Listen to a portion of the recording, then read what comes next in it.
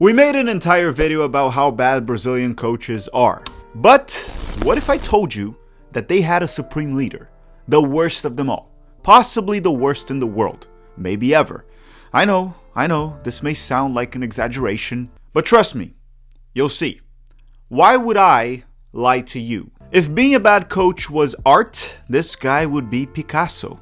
Now, if being a bad coach was science, this guy would be Sir Isaac Newton. Unfortunately, no one really gives credit to anyone for being complete and utter crap, except for me. So today, I want to talk about the legend of Ramon Menezes. Hello. If you're new here, I'm Filippo, and welcome to Chapéu Football, where we cover everything related, or most things related, to Brazilian football in English on YouTube. If you're not subscribed, you're missing out. Or a loser. Either one. Today I want to go through what many Brazilians might consider one of the worst coaches we've ever seen. Possibly the worst in my opinion. If you show me a coach worse than Ramon Menezes, I will show you a chicken with teeth. So I want to go through who is Ramon Menezes, his career as a club coach, his time with the Brazilian youth national team, and the actual national team. Yes, this guy has failed upwards so many times that he made it to the Brazilian national team at some point as a coach or an interim head coach. He just recently got fired after Brazil got knocked out in the U20 World Cup.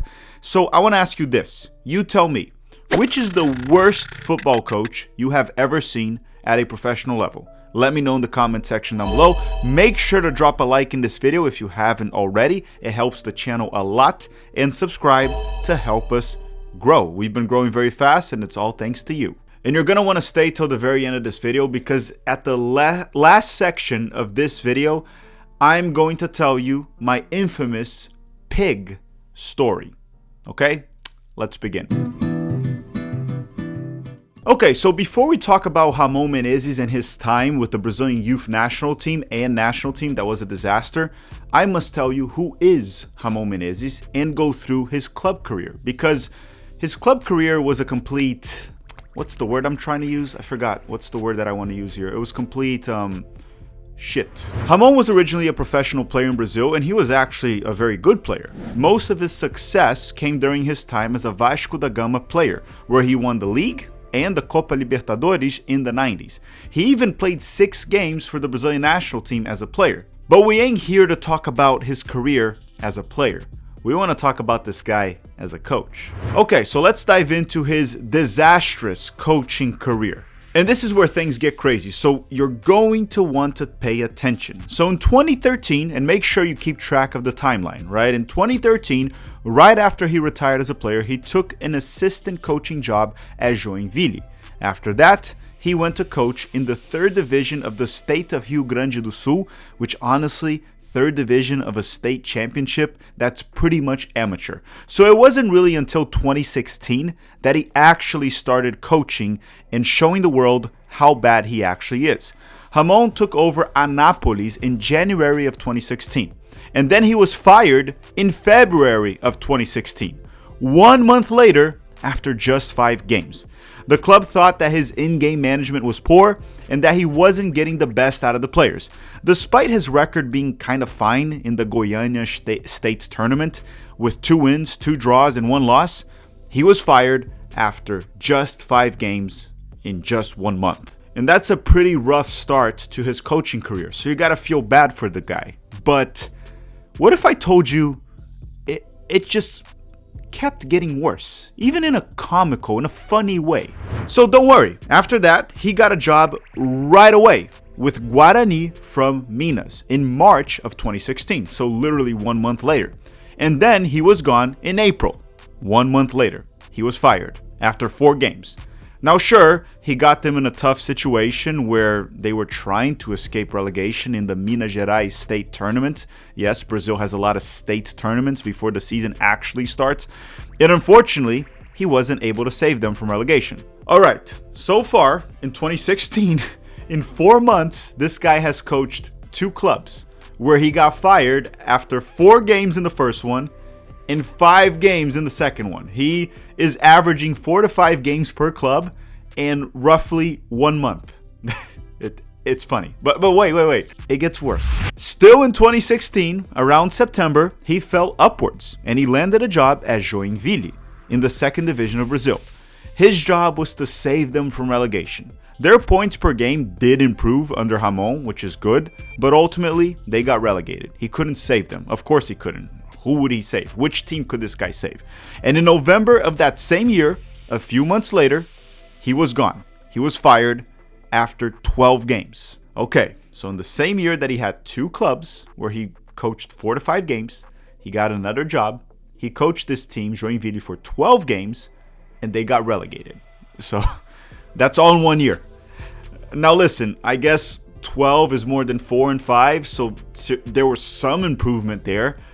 But what if I told you his club career gets worse? In May of 2017, Ramon was back with Anápolis. Yes, Anápolis, the very same club that fired him after 5 games the year before, right, in 2016. This time, he would coach them in the 4th division of Brazil. Now, why did they rehire him? I don't know, after they fired him after 5 games. However, this time, he was fired after 4 games. Yes, you heard that right. The same club that fired him the year before, after being there for like a month, they rehired him and they fired him after 4 games. Having 4 losses. I'm serious. I'm telling you this story and try not to laugh. You can't make this stuff up. 1 year prior, he was fired after 5 games. Then a year goes by, he's back, and he ends up fired after 4 games. But don't worry, we're only getting started. His next job was with Tombense, a team from the 3rd division of Brazil during that season. He was hired for the 2018 season and ultimately he got fired in July after 6 losses in a row. Keep in mind that the season in Brazil starts around late January, early February, so he did last a few months. That is some progress for Ramon Menezes, and he was there for a total of 26 games, which for him is a record. But obviously, he got fired after 6 losses in a row in July. So he finally decided to take a step back and become the assistant coach of Vasco da Gama from 2018 to 2020. Then in March of 2020, Vasco da Gama decided to make Ramon Menezes their actual coach. Vasco da Gama is a team that loves pain, they love suffering, poor management, so it kind of makes sense why they would hire Ramon Menezes as their head coach. A serial loser. And of course things didn't work out. And Vasco da Gama at the time was a 1st division club in Brazil that season. And after 17 games, Ramon Menezes was fired in October of that year. He lasted just a few months. He went on a 6-game losing streak before getting fired, and Vasco ultimately ended up relegated that season. Again, this guy is just bad vibes. He gets a lot of clubs relegated. But wait, he still got another job that same year, because he was fired in October. So, right after he was fired at Vasco, he got a job at CRB in November, the month after of 2020. CRB was in the 2nd division of Brazil. And guess what? They fired him after 1 month. After like 9 games, they fired him. It's unbelievable. Why do clubs keep hiring this guy and firing him after 1 or 2 months? What is happening? Now, his last job as a club coach started in June of 2021, where he would go on to coach a club where he played as a player, Vitória from Bahia, a team that was in the 2nd division that year that he went to coach them. So he was hired in June, and he was fired in August after just 16 games. You heard that right. He was hired in June and fired in August. That's roughly 2 months. And in those 16 games, he managed to win only 3. And Vitória ended up relegated from the 2nd division to the 3rd division. My brother in Christ, someone please explain to me why these clubs kept hiring Ramon Menezes. It doesn't make sense. It's almost as if this guy averaged like a month per club, 2 months per club. It's bloody insane. Okay, so let's recap this quickly. Ramon had 8 coaching jobs from 2016 to 2021, a 5-year span, where he averaged 11 games per team. Yes, that's it, 11 games. He failed every single time, and you might be thinking, it's over. Who would hire this clown? Who would hire this guy?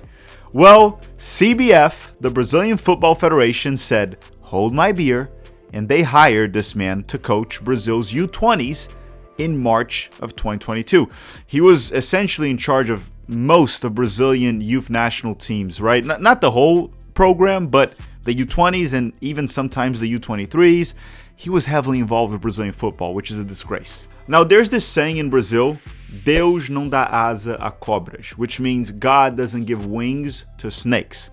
But clearly, God gave wings to this freaking donkey right there, because how does this guy land the job with the Brazilian national team? Even though it's the U20s, that's a pretty damn important job in Brazil. He failed everywhere, and then he lands this job.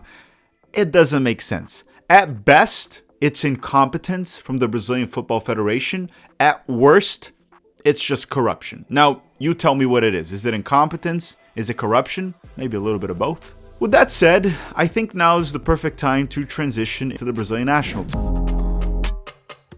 team and talk about Ramon's time as the youth coach and even senior team coach. Yes, he coached the main squad.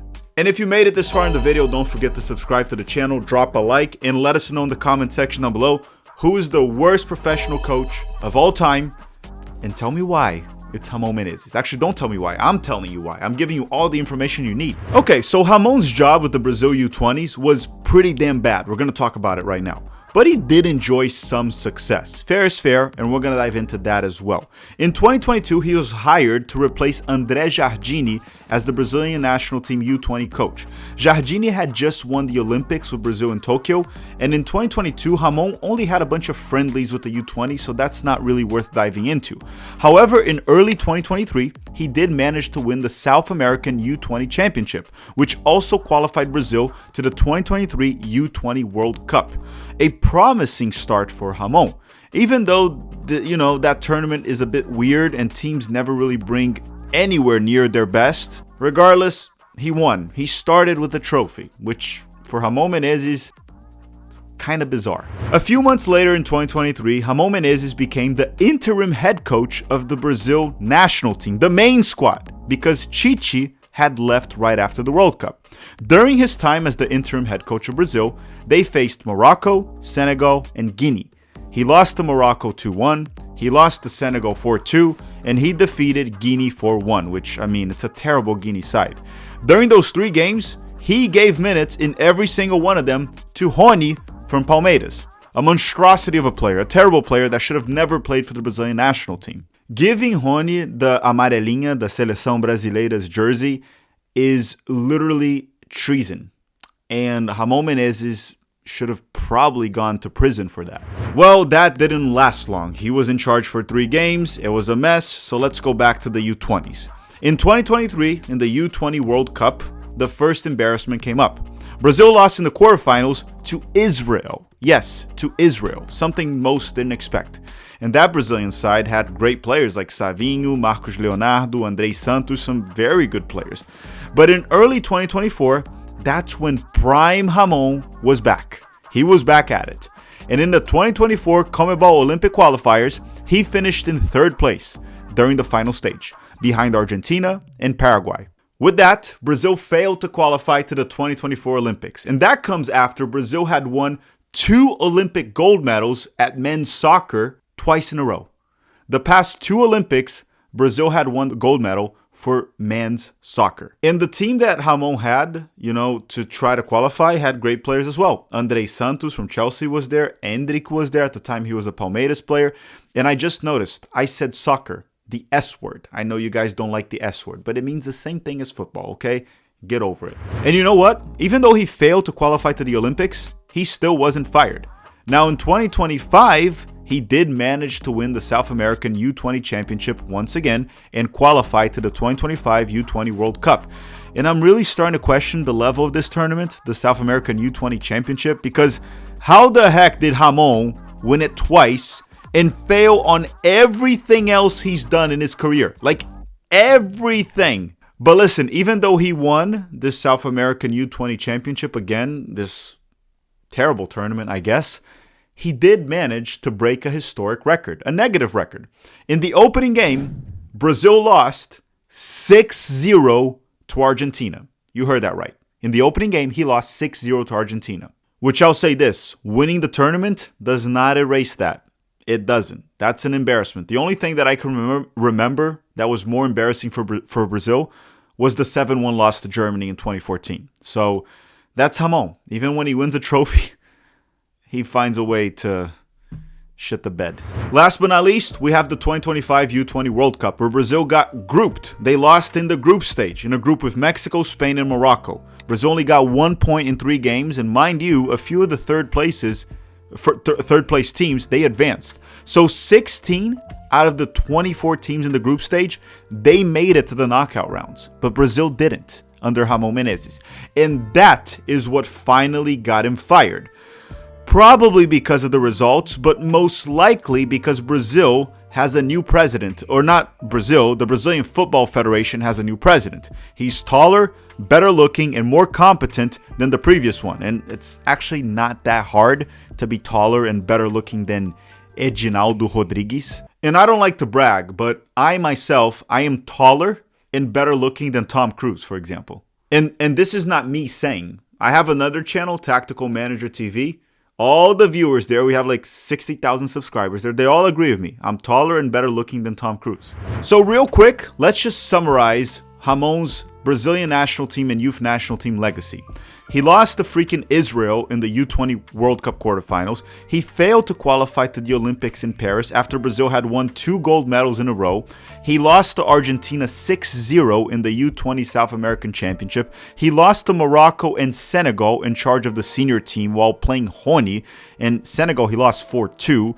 He was eliminated in the U20 World Cup group stage in 2025, where 16 out of the 24 teams advanced to the round of 16, and he didn't do so. He also had a bizarre VAR challenge in the U20 World Cup in 2025, but man, I am tired.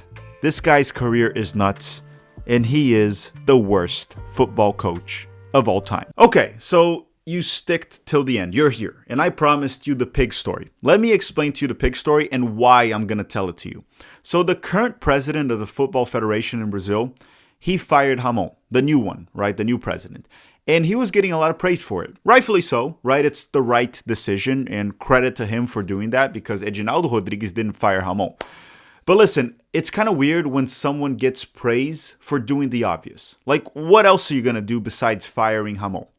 So in this pig story, try to imagine Ramon as the pig.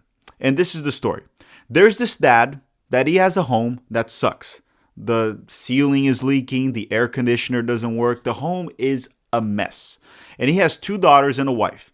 And the daughters and the wife complain about the home every single day. But this dad doesn't have the money to fix it or the time. He's always working and trying to bring food to the family, but he can't do anything. The wife complains, the kids complain.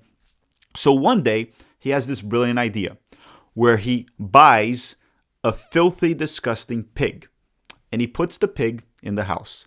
All of a sudden, everyone's complaining about that pig. The wife hates the pig. The daughters hate the pig. Everyone hates the pig. But you know what the dad does? He keeps the pig there for like 3-4 years. So everyone's pissed at the pig. The pig is the problem. The ceiling is still leaking. The air conditioner doesn't work. The house is a mess. The house is even worse in 3 years. But everyone just complains about the freaking pig. So what the dad finally does is he gets the pig and he sends him to a farm. He sends the pig away. He doesn't kill the pig because that wouldn't be nice. So he sends the pig to a farm.